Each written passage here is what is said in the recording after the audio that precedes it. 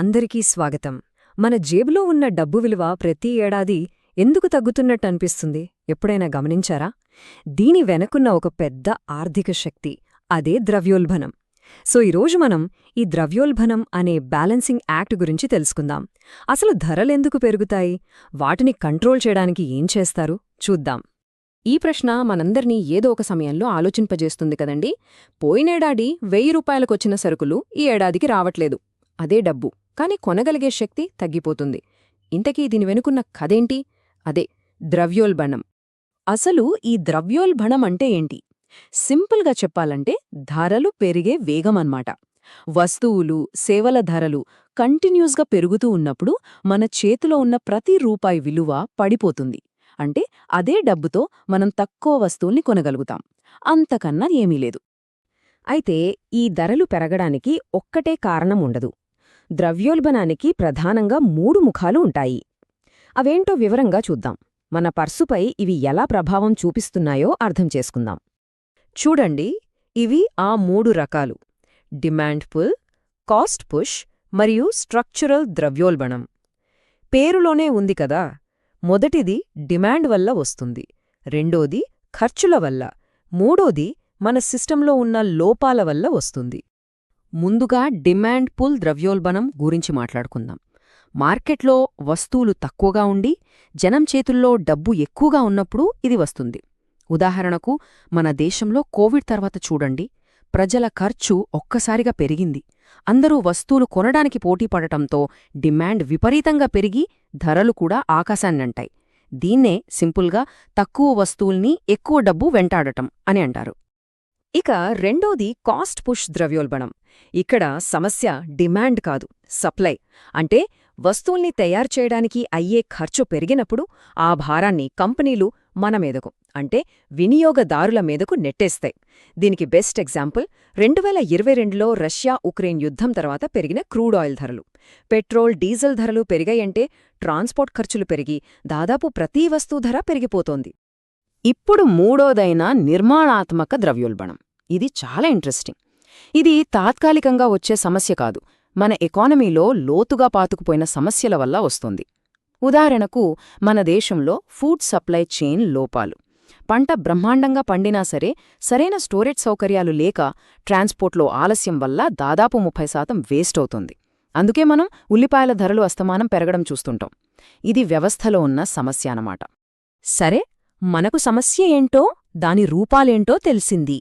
కాని ఆర్థికవేత్తలు ఈ ద్రవ్యోల్బణం అనే జ్వరాన్ని ఎలా కొలుస్తారు? వాళ్లు వాడే థర్మామీటరేంటి? దాని గురించి ఇప్పుడు తెలుసుకుందాం. ద్రవ్యోల్బణాన్ని కొలవడానికి 2 ముఖ్యమైన మీటర్లు ఉన్నాయి. ఒకటి హోల్సేల్ ప్రైస్ ఇండెక్స్ WPI, రెండోది consumer price index CPI. WPI ఏమో ఫ్యాక్టరీల దగ్గర పెద్ద వ్యాపారుల మధ్య ధరల మార్పుల్ని చూస్తుంది. అదే CPI అయితే మనలాంటి కస్టమర్లు కొనే రీటేల్ ధరల్ని కొలుస్తుంది. ఇక్కడ ముఖ్యమైన తేడా ఏంటంటే, WPIలో కేవలం వస్తువులే ఉంటాయి, కానీ CPIలో అద్దె, విద్య, వైద్యం లాంటి సర్వీసులు కూడా ఉంటాయి. ఇక్కడే ఒక పెద్ద మార్పు జరిగింది. 2014లో రిజర్వ్ బ్యాంక్ ఆఫ్ ఇండియా తన దృష్టిని WPI నుండి CPI వైపు మార్చింది. దీని అర్థమేంటంటే, ప్రభుత్వం తీసుకునే నిర్ణయాలు ఇప్పుడు మనలాంటి కుటుంబాల నిజమైన ఖర్చులకు దగ్గరగా ఉంటాయి. ఎందుకంటే మనం వస్తువులకే కాదు, సర్వీసులకు కూడా ఖర్చు పెడతాం కదా. ఇది మన జీవితాన్ని కొలవడానికి ఒక బెటర్ పద్ధతి అన్నమాట. ఓకే, సమస్యను గుర్తించాం, కొలిచాం. మరి ట్రీట్మెంట్ ఏంటి? ద్రవ్యోల్బణాన్ని కంట్రోల్ చేయడానికి పాలసీ మేకర్స్ ఎలాంటి టూల్స్ వాడతారో, ఆ టూల్ కిట్లో ఏముందో ఇప్పుడు చూద్దాం. ప్రధానంగా 2 రకాల టూల్ కిట్స్ ఉంటాయి. ఒకటి సెంట్రల్ బ్యాంక్, అంటే మన దేశంలో RBI వాడే మానిటరీ పాలసీ.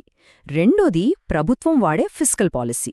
ఈ 2 కలిసి ఆర్థిక వ్యవస్థలో డబ్బు సర్క్యులేషన్ను, డిమాండ్ను కంట్రోల్ చేయడానికి ప్రయత్నిస్తాయి. మానిటరీ పాలసీలో చాలా పవర్ఫుల్ టూల్ ఈ రెపో రేట్. ఇది ఎలా పనిచేస్తుందో చూడండి. RBI రెపో రేట్ పెంచిందంటే కమర్షియల్ బ్యాంకులకు లోన్స్ కాస్ట్లీ అవుతాయి. అప్పుడు ఆ బ్యాంకులు మనకి ఇచ్చే హోమ్ లోన్స్, కార్ లోన్స్ మీద వడ్డీ రేట్లు పెంచేస్తాయి. లోన్స్ ఖరీదైతే జనం ఖర్చులు తగ్గించుకుంటారు. దాంతో మార్కెట్లో డిమాండ్ తగ్గి ధరలు కంట్రోల్లోకొస్తాయి. ఇదొక చైన్ రియాక్షన్ లాంటిది. రెపో రేట్ ఒక్కటే కాదు, ఆర్బీఐ దగ్గర CRR ఓపెన్ మార్కెట్ ఆపరేషన్స్ లాంటి వేరే టూల్స్ కూడా ఉంటాయి. ఇవన్నీ మార్కెట్లోంచి డబ్బుని వెనక్కి లాగడానికి ఉపయోగపడతాయి. మరోవైపు ప్రభుత్వం కూడా ఏం చేస్తుందంటే అవసరమైన వస్తువుల మీద దిగుమతి సుంకాలు తగ్గించి సప్లైని పెంచుతుంది. తద్వారా ధరలు తగ్గుతాయి. ఇప్పటిదాకా మనం చూసిన టూల్స్ అన్నీ సాధారణ పరిస్థితుల్లో బానే పనిచేస్తాయి. కానీ ఆర్థిక వ్యవస్థ ఒక పీడకలలో చిక్కుకుంటే అప్పుడు పరిస్థితి వేరే ఉంటుంది. దాని పేరే స్టాగ్ఫ్లేషన్. ఇది పాలసీ మేకర్స్కి ఒక పెద్ద తలనొప్పి. అసలు ఈ స్టాగ్ఫ్లేషన్ అంటే ఏమిటి? పేర్లోనే ఉంది కదా, స్టాగ్నేషన్ ప్లస్ ఇన్ఫ్లేషన్. అంటే ఒకవైపు ధరలు ఆకాశంలో ఉంటాయి, మరోవైపు దేశ ఆర్థిక వృద్ధి ఆగిపోయి నిరుద్యోగం పెరిగిపోతోంది. నిజంగా ఇది చాలా డేంజరస్ కాంబినేషన్. దీన్ని పాలసీ పీడకల అని ఎందుకంటారంటే సాధారణంగా మనం వాడే మందులే ఇక్కడ పనిచెయ్యవు. అంతేకాదు, పరిస్థితిని ఇంకా దారుణంగా మార్చేస్తాయి. అదెలాగో చూద్దాం. ఇప్పుడు ఈ సందిగ్ధత చూడండి. ద్రవ్యోల్బణాన్ని కంట్రోల్ చేయటానికి ఏం చేయాలి? వడ్డీ రేట్లు పెంచాలి. కానీ స్టాగ్ఫ్లేషన్లో ఎకానమీ ఆల్రెడీ వీక్గా ఉంది. ఇలాంటి టైంలో వడ్డీ రేట్లు పెంచితే కంపెనీలు పెట్టుబడులు ఆపేస్తాయి, వృద్ధి ఇంకా పడిపోతుంది, ఉన్న ఉద్యోగాలు కూడా పోతాయి. సరే, మరి గ్రోత్ని పెంచే ప్రయత్నం చేద్దామనుకుందాం. దానికి ఏం చేయాలి? వడ్డీ రేట్లు తగ్గించాలి, జనం, కంపెనీలు ఎక్కువ ఖర్చు పెట్టేలా చేయాలి. కాని అలా చేస్తే ఏమవుతుంది? అప్పటికే ఎక్కువగా ఉన్న ద్రవ్యోల్బణం మంటలకు ఆజ్యం పోసినట్టు ఇంకా పెరిగిపోతుంది. చూసారా, అటు గొయ్యి ఇటు నుయ్యి. అందుకే దీన్ని పీడకల అంటారు. ఏ డెసిషన్ తీసుకున్నా దానికో పెద్ద నెగటివ్ సైడ్ ఎఫెక్ట్ ఉంటుంది. ఈ పరిస్థితిలో పాలసీ మేకర్స్ కత్తిమీద సాము చేయాల్సొస్తుంది. ఏ దారినెంచుకున్నా ఏదో ఒకవైపు నష్టం తప్పడు. ఫైనల్గా ఒక ఆలోచింపజేసే ప్రశ్న. ఈ రోజుల్లో మనం యుద్ధాలు, మహమ్మార్లు, క్లైమేట్ చేంజ్ వల్ల కంటిన్యూయస్గా సప్లై చైన్ సమస్యలను చూస్తున్నాం. ఇలాంటి పరిస్థితుల్లో ఈ స్టాగ్ఫ్లేషన్ అనే ఆర్థిక పీడకల అప్పుడప్పుడు వచ్చే సమస్యగా కాకుండా ఒక కొత్త నార్మల్గా మారే ప్రమాదముందా? దీని గురించి ఆలోచించండి. తర్వాతి విశ్లేషణలో మళ్ళీ కలుద్దాం.